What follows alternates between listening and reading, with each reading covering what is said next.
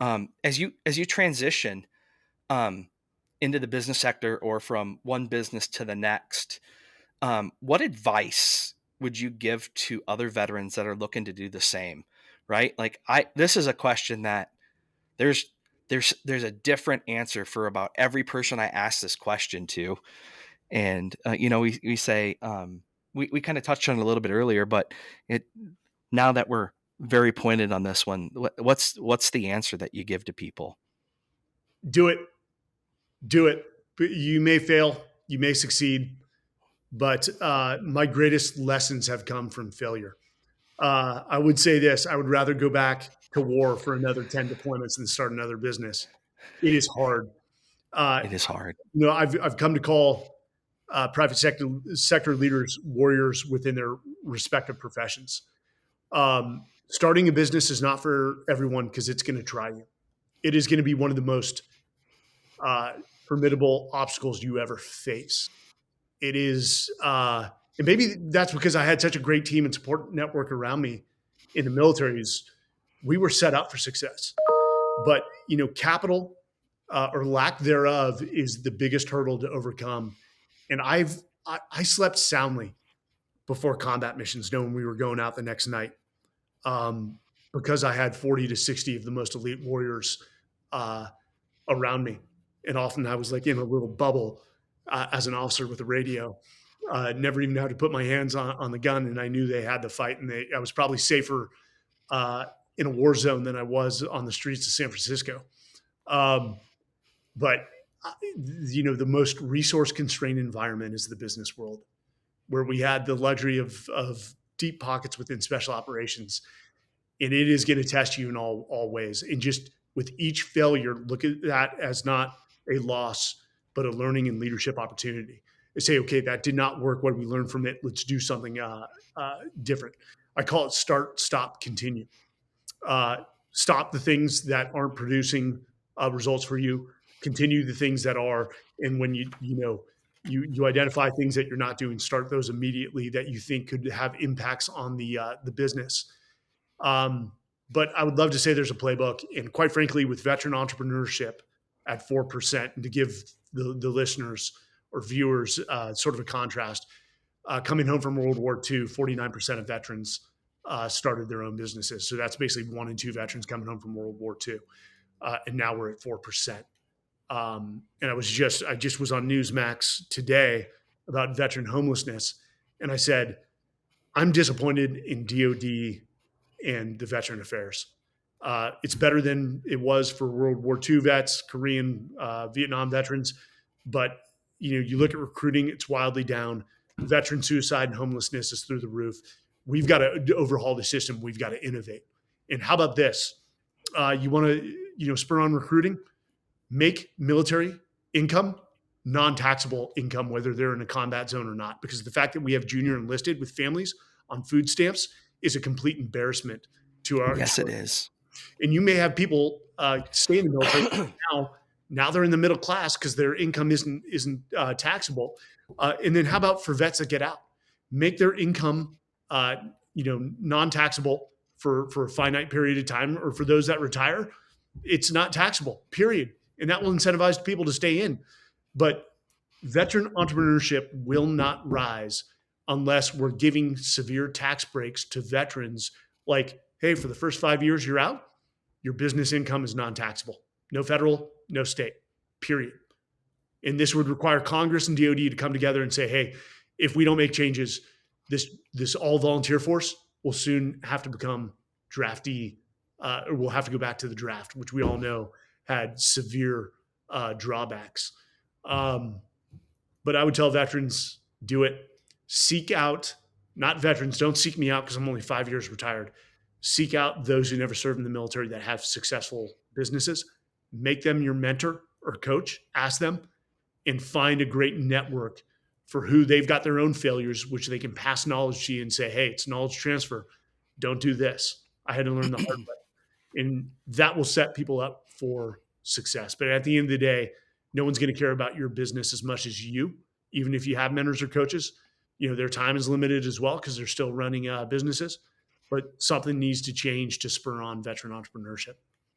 Yeah, and one of the things that we're doing on Leaders Lead, Mike, is on the veterans tab, I think it's called, is I started to create a list of all the things I'm finding. Right, as I go through this as myself, I'm curating a list of all the different resources that veterans can go and just click on and have a way to access. What are the links of where I can go to try to get access to capital? What are like the SBO and all of these other things like there's these different university things that I can go to learn how to become a better veteran, veteranpreneur. There's like Syracuse has one, Texas has one, um, Oklahoma has one, and like they're free, right? Yes. And all these things. So not only are we trying to drive exciting content with having amazing guests like yourself on it, but we're also trying to create a community of resources that people can go and access and click on and have at their fingertips.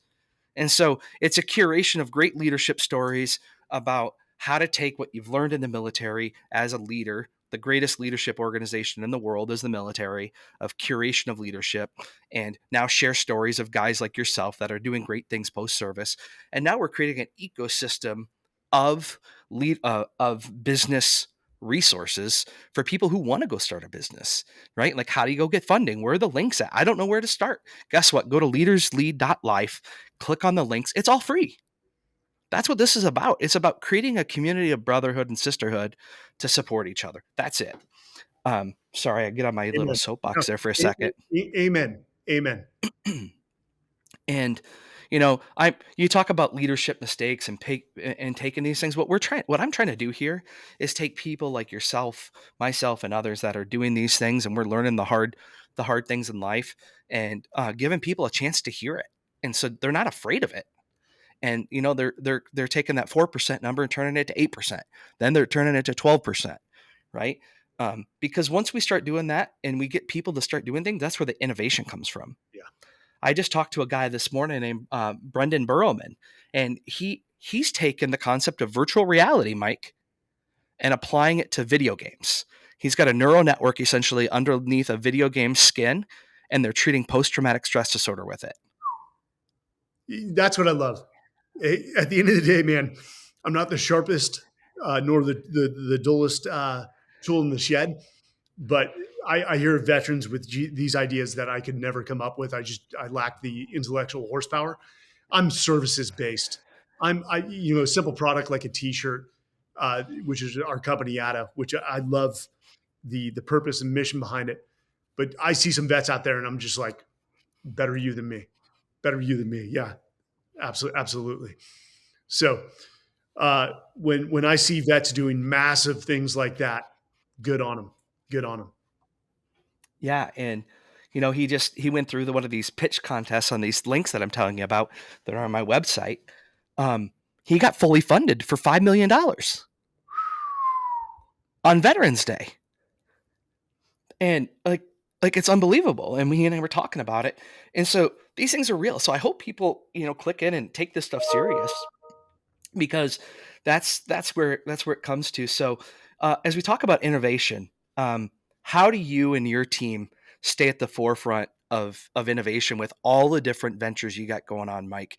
I mean, you have a social media engine that you and your team run, and it's impressive. Like you guys lead, from what I can see. You're at the forefront of what you're doing with your ecosystem of social media. Yeah, it's a funny evolution too, because I came from a community where you were not allowed to have social media, and I avoided it for the longest time, uh, until somebody's like, "Hey, you're either going to play the game or you're going to lose." And I still don't show my personal life. It's all the social media we do is very business related. Um, but you have to tell a story, and I I, I don't want to be famous. I want to be renowned, because I think people who are renowned drive impact. People who are famous provide entertainment, and I'm not an entertainment type of guy. I barely watch TV, and now we've got a studio. It's called Legacy Studios. Go figure. Uh, that's also life. Life takes you down paths that you didn't plan, and you know what? When life throws you an opportunity, you either follow it or you don't. And I never thought I'd be working with Fox News and Newsmax and stuff like that, but it's an opportunity. Um, and for innovation, just fail forward. Try a lot of things. You know, I'm trying to think of the term used in Silicon Valley. It's rapid iteration, I think. And Mhm. you fail a lot, learn, or fail early, fail often, fail fast, learn a lot, and then just make those changes. And that's what I think drives innovation. Is yes, mother, necessity is the mother of all invention, but you just keep trying new things in rapid succession, and before you know it, you've taken your first modification, or the first version of the product, and it's completely different, or your service. And that's what we do. We try new things, and probably to the detriment of my team. They're like, "Oh, great, Mike has a new idea," and we didn't even get past the second. And so it is hard to work with me because I move fast and I move hard, but I also learned that from the special operations community. Um, One of the worst phrases in the military is, "Well, this is the way we've always done it," I hate it. because that shows a lack of desire for change.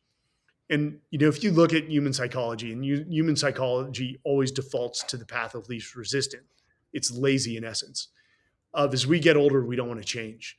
Well, if you don't want to change, you will become increasingly irrelevant to society and to Mhm. your profession or your marketplace. So you have to embrace change. It's that fire in that gut, that ability to change, to constantly challenge. Like, well, is the way we've always done it still relevant?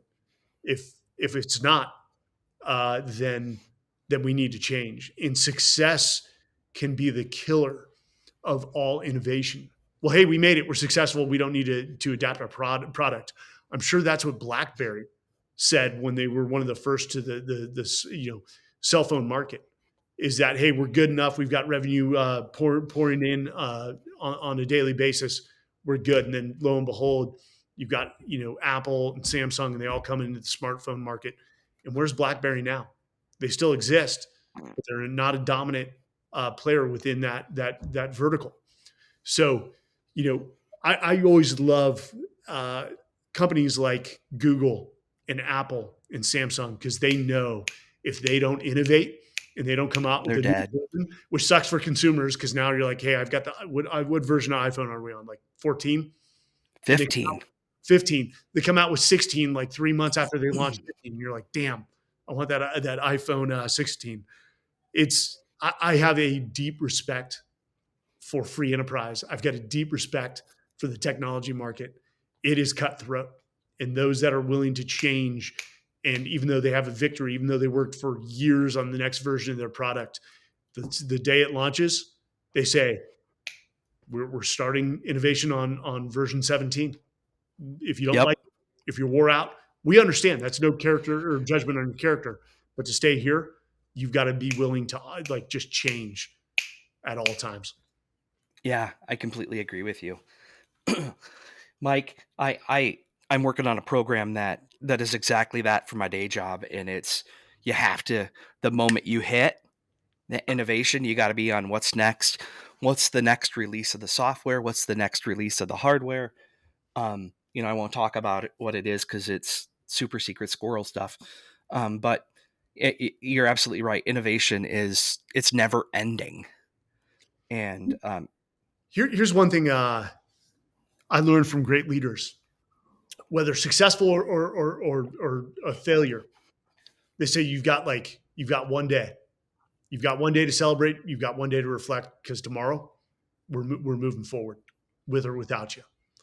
And that's why I think I have developed the ability to, when we finished those 4 world records, it was almost like a shoulder shrug. We're like, okay, what's the next horizon? What's next? And we all automatically started having conversations of, we should go do this, or hey, we should skydive into this, and that's what we're moving on to. We're proud of what we did, and I was actually more thankful for the experience with my brothers. We didn't all get along on that expeditions. Um, we had fun, and we felt the brotherhood again. But the second it was over, it's like, okay, what's next? Hmm. Yeah, it's like you hit the journey is more important almost than the finish line. Then the destination Mhm. in the book. That's what I've come to recognize. And again, some people, hey, when some people's cups are full, good for them. I'm honestly genuinely happy when they say, "Hey guys, I think you guys are going to continue forward. I think it's my time." I'm like, I'm secretly jealous of them. I'm like, damn, when is that going to happen for me? Mhm. And maybe it won't, but different strokes for different folks. Some people accomplish something great, and they're like, "Hey, this was my swan song. It's time for me to slow down," and I highly respect that. And I had to make that decision when I left JSOC, and that was the hardest thing because I wasn't leaving the job; I was leaving my tribe. But I also had recognized that my cup was empty, and somebody could do the job better than I could. They would come in with more drive, vigor, and they would be better for the organization than I would. And that was the toughest decision I've ever had to make in my life.